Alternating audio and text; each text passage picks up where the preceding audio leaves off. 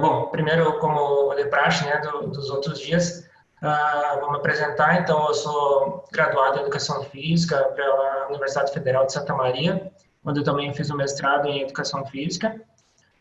Depois terminei meu doutorado esse ano em Ciências Fisiológicas dentro da Universidade Federal do Pampa. E dentro da universidade eu ainda atuo como servidor técnico desportivo, junto ao curso de Educação Física, né, da Unipampa. E também sou responsável técnico pelo laboratório de neuromecânica, que eu faço parte do GENAP. Os principais interesses de pesquisa sobre adaptação aguda do exercício, né, envolvendo algumas áreas como neuromecânica, neurofisiologia e comportamento também. Bom, eu pensei em organizar o roteiro dessa apresentação em três pontos principais, né? Primeiro, tentando entender o que a ciência, o que as evidências tratam como dupla tarefa, né? Falar um pouquinho sobre as evidências e aplicações práticas que esse tema nos mostra, né? Talvez seja a parte mais interessante aqui. E, por fim, falar de algumas limitações também que esse tema acaba trazendo. Bom, para tentar conceituar um pouco a dupla tarefa, né? Eu acho que a própria expressão já explica muito, né? Então, é o simples fato de você poder praticar ou estar exercendo duas tarefas ao mesmo tempo, principalmente quando uma é motora e outra cognitiva. Então, aqui tem uma imagem muito comum do dia a dia, né? Quem nunca atravessou a rua aí falando no celular ou digitando alguma coisa e até correndo algum tipo de risco, né? Então, tem muitos estudos que tratam sobre a dupla tarefa de várias maneiras. Mas por que eu escolhi falar desse tema de dupla tarefa e exercício físico? Bom, no nosso grupo de pesquisa, esse tema não é novo. Então, há alguns anos a gente já vem estudando a dupla tarefa. Aqui tem, vocês podem acompanhar aqui nesses estudos que eu projetei aqui, que tem estudos do pessoal do grupo aqui, que também estão palestrando nessa escola de inverno. Mas nós sempre tratamos a dupla tarefa em relação à locomoção, mais como um aspecto avaliativo, né? Como a marcha, por exemplo, se comporta em uma situação de dupla tarefa, como isso, se ela modifica alguma coisa, né? E a maioria dos estudos que a gente já pôde fazer realmente mostrou que há uma modificação biomecânica da marcha, em termos gerais, assim, né?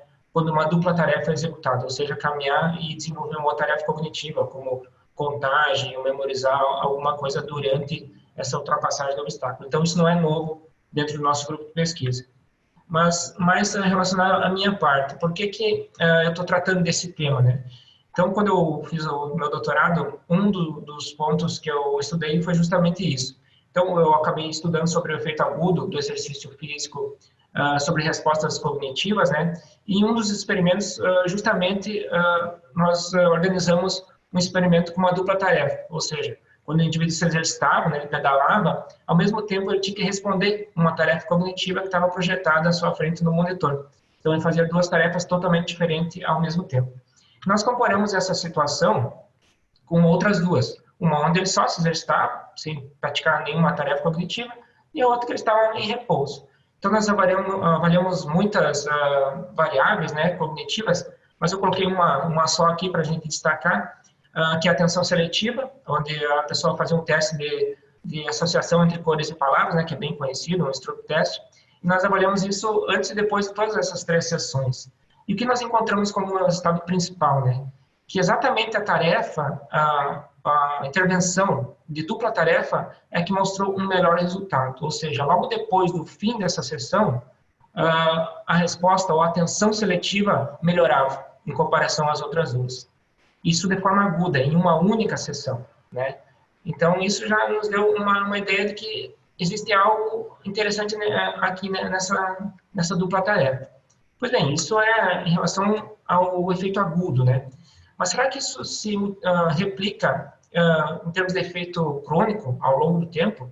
Então, se nós pegarmos uma sessão de exercício físico, quando ela é repetida por muitas vezes, de forma sequencial, organizada, com objetivo definido ao longo do tempo, né, de forma regular, a gente quer que esse treinamento físico ele tenha um efeito crônico positivo, né? E muitos estudos já encontraram esses efeitos positivos sobre capacidades físicas e cognitivas. Então, isso é bem comum, bem fácil de encontrar na literatura.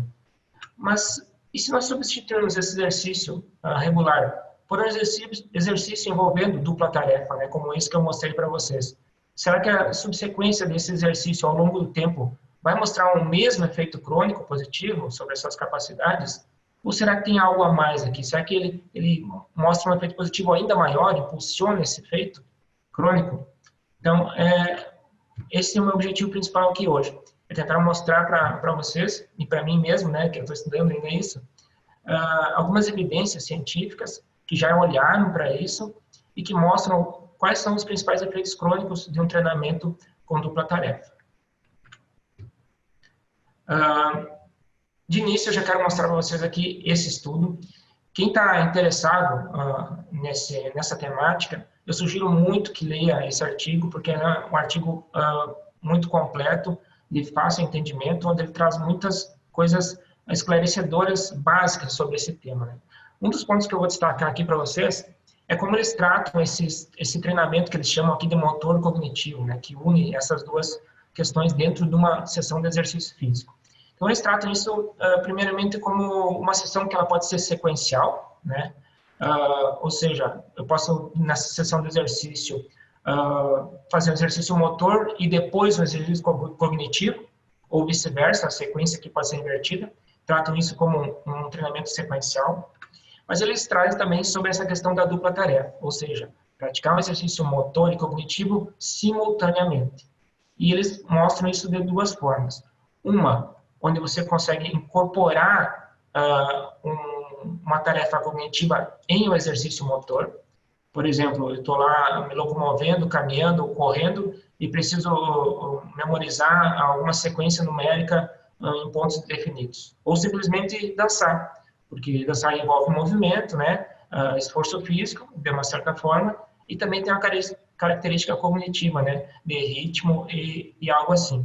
Então, é uma das formas com que eles olham para isso.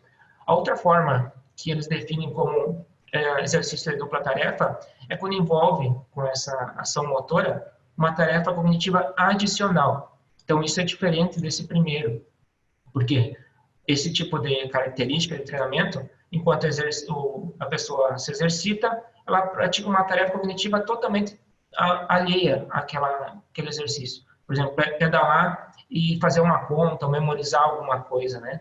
Então, é uma tarefa mais distrativa do que propriamente unida com o exercício. E por que eles classificam isso de forma diferente? Porque eles mostram que os estudos anteriores, justamente esse exercício que incorpora a tarefa motora juntamente com o exercício, não de forma separada, é que mostra os melhores resultados no treinamento a longo prazo. Então, os maiores resultados, tanto na parte motora ou cognitiva, estão aqui, nesse tipo de treinamento. Eles dizem também que isso aproxima as situações com a vida diária que a gente tem, né? Também no ambiente esportivo. Tem uma maior adesão do treinamento, não mostra nenhum tipo de efeito de priorização, ou seja, que privilegia o físico ou o cognitivo separadamente. Não, isso acontece de forma única, e que múltiplos sistemas sensoriais também são estimulados de forma mais importante. Esse mesmo estudo ainda tenta explicar por que esse exercício simultâneo entre motor e cognitivo gera isso, né? Por que ele é diferente de só praticar exercício físico? Porque ele mostra que quando tu pratica um exercício físico, há uma espécie de facilitação da neuroplasticidade. Porque muitos estudos já mostraram, né, que uma única sessão de exercício físico, ou uma sessão, várias sessões de exercício, ele aumenta os níveis do fator neurotrófico derivado do cérebro, né? Isso vai aumentar a neuroplasticidade ou a neurogênese no indivíduo. Porém, isso tem um efeito transitório, ou seja, ele aparece logo após as sessões, só que se essas sessões não forem repetidas de forma regular, isso acaba não tendo um efeito a longo prazo. E como que a tarefa cognitiva vai auxiliar nisso? É uma espécie de guia, né? Então ela vai ajudar a estabilizar esse efeito transitório e tentar estabilizar essa questão positiva a longo prazo. Então, a união dessas duas atividades em um mesmo exercício é o que vai ajudar a manter a neuroplasticidade a um tempo maior. Se nós investigarmos, então, na literatura científica, né, através de uma busca sobre treinamento físico com dupla tarefa, a gente pode ver que nos últimos 10 anos, a partir de 2010 aqui, é que esse tema tomou uma proporção importante, né? Então, de 2010 para trás, muito poucos estudos tratavam da dupla tarefa dentro de um treinamento físico a longo prazo. Porém, o que eu quero destacar aqui é que a maioria dos estudos, aqui eu peguei os 10 primeiros que eu encontrei, né, só para ter um exemplo para vocês, que a imensa maioria dos estudos olha para os idosos, ou para a questão do envelhecimento, né? Ou então por uma questão de patologia, como tratar uma doença de Alzheimer, de Parkinson, ou outra comorbidade, né? Como o exercício com dupla tarefa poderia ajudar a reabilitar essas pessoas. Então, a imensa maioria dos estudos vai por esse caminho. Então, fica claro aqui que, do ponto de vista clínico, o treinamento físico com dupla tarefa já é muito estudado, é muito conhecido, tanto é que ele é muito aplicado a essas tarefas na fisioterapia, né? E eu não vou entrar em detalhes aqui, né, nesse ponto da apresentação, primeiro porque eu não sou fisioterapeuta, né? Então, isso está muito difundido. Mas que sim, a maioria dos estudos mostra, principalmente na questão neurológica, que há um benefício do exercício com dupla tarefa na fisioterapia, por exemplo. Mas eu quero me deter mais em 2 pontos aqui, que é por que isso é tão estudado no envelhecimento e também no contexto esportivo. O que tem de importante aqui? Tanto uma quanto a outra tem objetivos claros, né, que pode ser tanto melhorar a resposta cognitiva, ou só a resposta às capacidades físicas, ou ambas ao mesmo tempo. Só que cada um tem um objetivo diferente, né? Uma mais manutenção de saúde e algo assim, e outra muito sobre performance. Então, será que nesses 2 contextos, o treinamento físico com dupla tarefa, ele realmente funciona? Tem evidência científica sobre isso? Então, primeiro vamos tratar das questões do envelhecimento. Por que a dupla tarefa é tão estudada? Na maioria dos estudos, os idosos estão envolvidos. Por uma questão até lógica, né? Que é o envelhecimento biológico. Então, todo ser humano, biologicamente, ele vai envelhecer. E há na literatura muito claro que há uma curva a partir dos 50, 60 anos, varia muito, né, entre os indivíduos, há uma curva descendente, né, tanto da capacidade funcional do indivíduo, quanto da capacidade cognitiva que ele tem, né?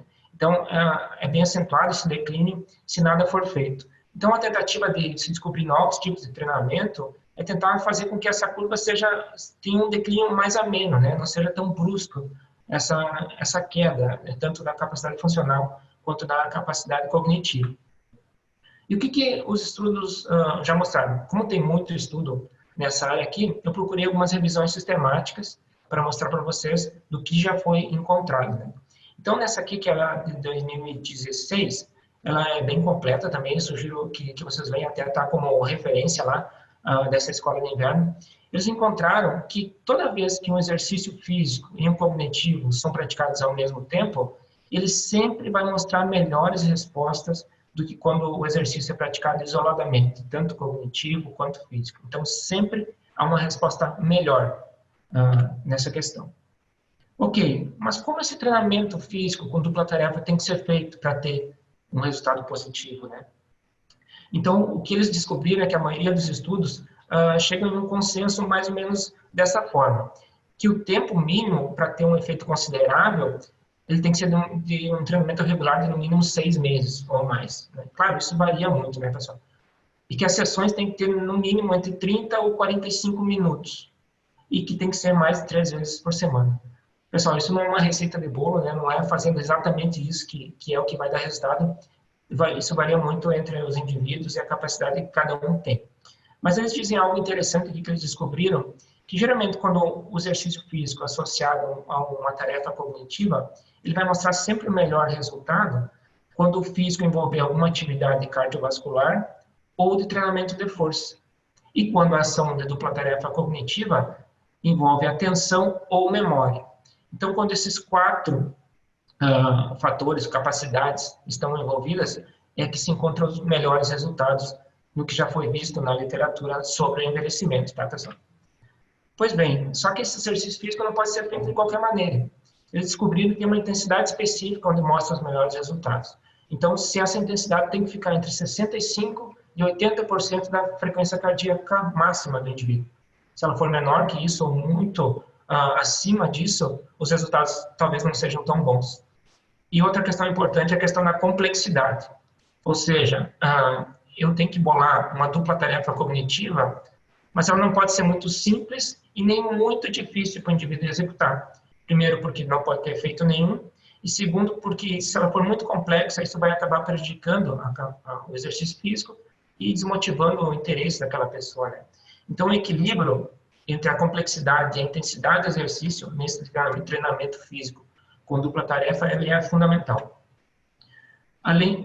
Com tudo isso, olhando todos esses fatores, mesmo assim, eles descobriram que a melhora acontece apenas na capacidade cognitiva treinada. Ou seja, se eu fizer um treinamento com dupla tarefa só com atividades envolvendo atenção, eu vou melhorar só a atenção. Não há uma melhora global ou geral da cognição. Então, por isso que aqui a randomização, a variação das atividades dentro de um treinamento físico com dupla tarefa se torna muito importante, né, para que tenha um resultado positivo. Uma outra revisão sistemática, ela vai de encontro às capacidades físicas que são alteradas por esse treinamento físico com dupla tarefa. Então, eles dizem que isso acaba auxiliando os idosos a automatizar uma tarefa, por exemplo, de caminhada, e se concentrar em outras, que sejam mais complexas para eles, né? Aumentam a capacidade de atenção do indivíduo e ajudam eles a reagir de uma forma mais rápida a alguma perturbação externa. Coloquei uma foto aqui só para dar um exemplo, né? Se eu estiver caminhando em uma escada e houver um tropeço, se ele estiver treinado com uma dupla tarefa, por exemplo, ao longo do tempo, ele vai ter uma capacidade de reação, de evitar uma queda ou se restabelecer, se reequilibrar muito mais eficaz, né? E é isso que eles dizem aqui nessa revisão. Indo mais para o lado da biomecânica, do envelhecimento e sobre capacidades físicas, muitos estudos tratam da estabilidade corporal como uma variável importante para o envelhecimento.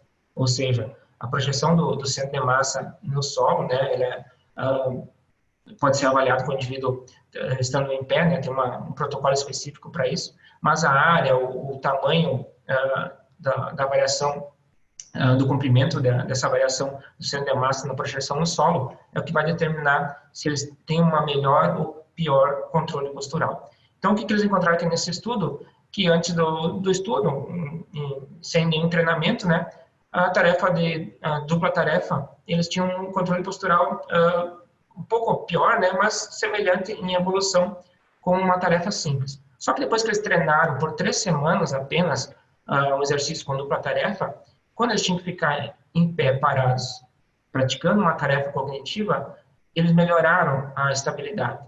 Ou seja, eles estavam muito mais preparados para aquela situação de equilíbrio, né? Que é uma variável muito importante no envelhecimento.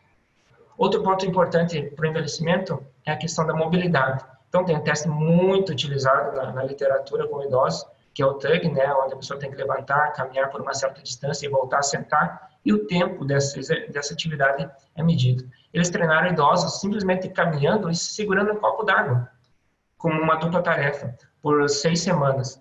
E o que eles encontraram? Que depois o grupo que fez esse tipo de treinamento melhorou, foi muito mais ágil, muito mais veloz nessa tarefa de TUG. Então, uma dupla tarefa muito simples, envolvendo 2 atividades motoras, já mostrou um benefício para os idosos quanto à mobilidade, que é algo fundamental para o bem-estar deles. Bem, isso em relação ao envelhecimento. Mas no contexto esportivo, será que o treinamento com dupla tarefa também funciona? Tem evidência científica que mostra uma melhora na performance dos atletas nesse ponto? Bom, todo esporte coletivo individual, né, ele tem muitas características gerais, mas que envolvem tanto questão motora, velocidade, força, equilíbrio, quanto de planejamento, reação, estratégia, né? Então, isso está todo o tempo acontecendo em várias modalidades esportivas, né? Então, a dupla tarefa é sempre presente no ambiente esportivo. Mas se eu treinar isso, isso pode se refletir numa melhor performance durante a competição? Será que tem evidência científica sobre isso? Eu quero trazer um exemplo aqui, que pode ser um esporte que não é muito comum aqui no Brasil, que é do futebol americano. Então, esse jogador aqui, o Matt Ryan, né, ele é quarterback do Atlanta Falcons, e na temporada de 2016, ele teve uma evolução na liga de futebol americano impressionante. Ele era totalmente desconhecido, e no final da temporada, ele ficou muito conhecido, ele foi o jogador mais valorizado, né, teve uma evolução muito grande. E aí perguntaram para ele qual era o segredo dele ter evoluído tão rapidamente comparado aos outros, né? E o que ele disse foi o seguinte, ele disse que durante o ano todo ele praticava um exercício cognitivo enquanto ele treinava equilíbrio ou movimentação.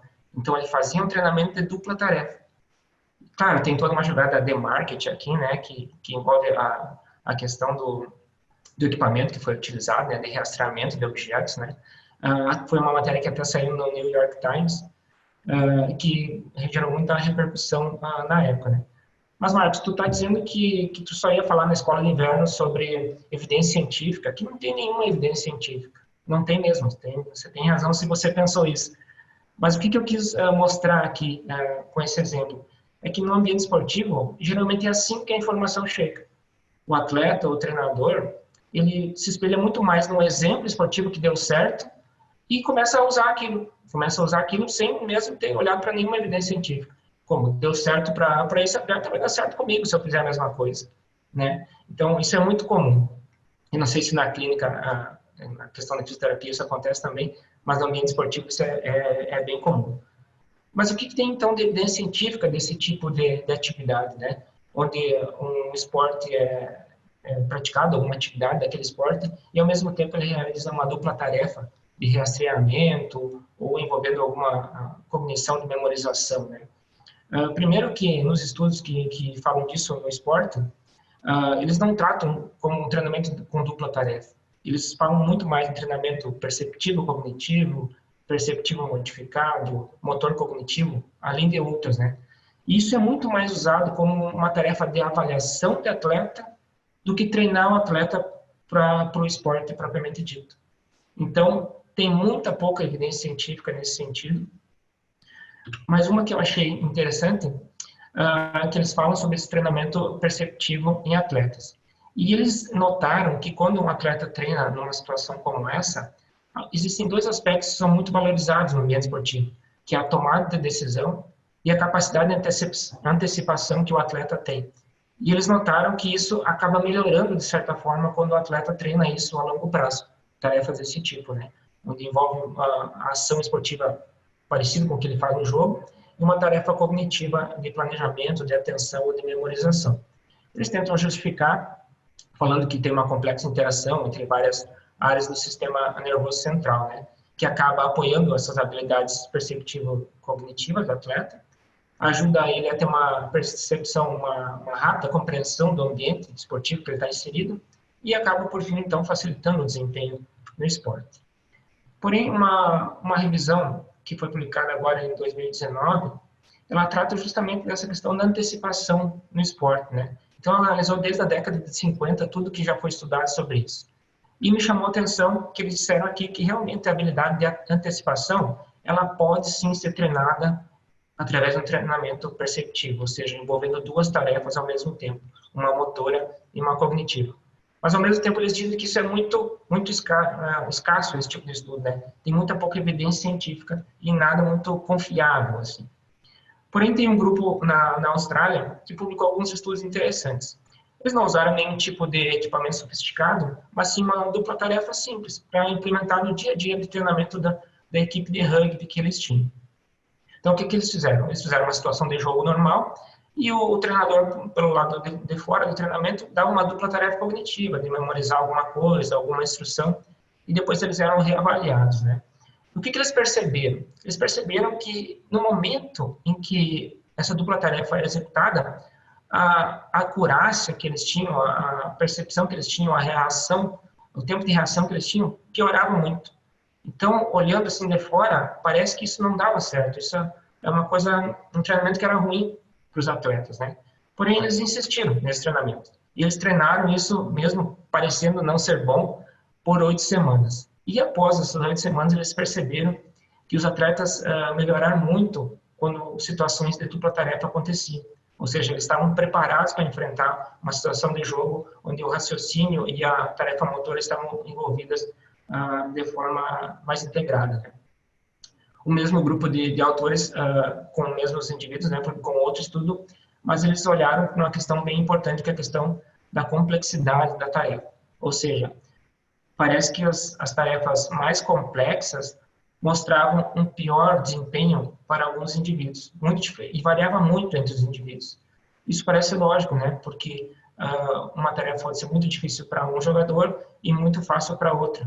Então, eles mostraram que tem muita dificuldade de equilibrar, principalmente no ambiente do esporte coletivo, e dar um treinamento geral para todos os atletas, porque a complexidade vai ser a mesma para capacidades muito diferentes entre os atletas. E eu já quero considerar isso aqui para vocês como uma primeira limitação importante, ou seja, controlar a complexidade da tarefa empregada no treinamento, né? Isso tem que ser muito personalizado, é muito difícil fazer isso no ambiente competitivo. A segunda limitação que eu quero destacar aqui é a questão da transferência, ou seja, fazer isso num treinamento a longo prazo, no ambiente laboratorial, que não tem torcida, não tem pressão, não tem ninguém gritando, concentrado especificamente numa tarefa cognitiva, parece muito mais fácil do que na realidade, né? Então, transferir essa melhora que mostra nesse tipo de treinamento para o ambiente esportivo competitivo é muito difícil, né? Fazer essa tipo de transferência. Existem também alguns estudos que tentaram fazer isso em loco, né? Então, um estudo lá pegou alguns ciclistas e colocou eles pedalar na estrada e começaram a mandar mensagens para eles em um dispositivo no guidão, né? E eles tinham que responder e pedalar ao mesmo tempo. Porém, o que eles perceberam? Que nessa tarefa, eles encontraram muito mais riscos do que benefícios para os atletas. Ou seja, eles tinham muito mais risco de cair, tropeçar, do que ter uma melhora na performance física ou cognitiva. Então, era muito complexa esse tipo de treinamento e acabou não mostrando nenhum resultado. Então, aqui é algo interessante dizer que essa transferência para o mundo real é algo que é muito difícil de fazer. Outro ponto de limitação muito grande nessa área temática é a questão de conseguir identificar os mecanismos envolvidos nessa melhora, né? Muitos estudos falam sobre ativação neuronal, né? Avaliada de várias formas, né? Com tomografia ou com algum tipo de análise sensorial, tanto no envelhecimento quanto no ambiente esportivo, mas isso é muito difícil de avaliar no momento que a tarefa está sendo feita ou logo depois.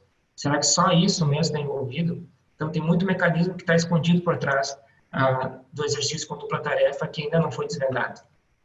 E, por fim, a última limitação que eu quero dizer mostrar para vocês aqui é que muito dificilmente as respostas vão envolver apenas uma área.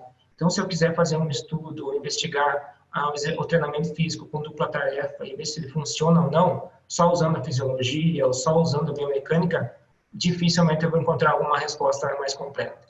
Então, de alguma forma, é preciso envolver muitas áreas ao mesmo tempo para tentar ter uma resposta um pouco mais precisa ou complexa sobre isso.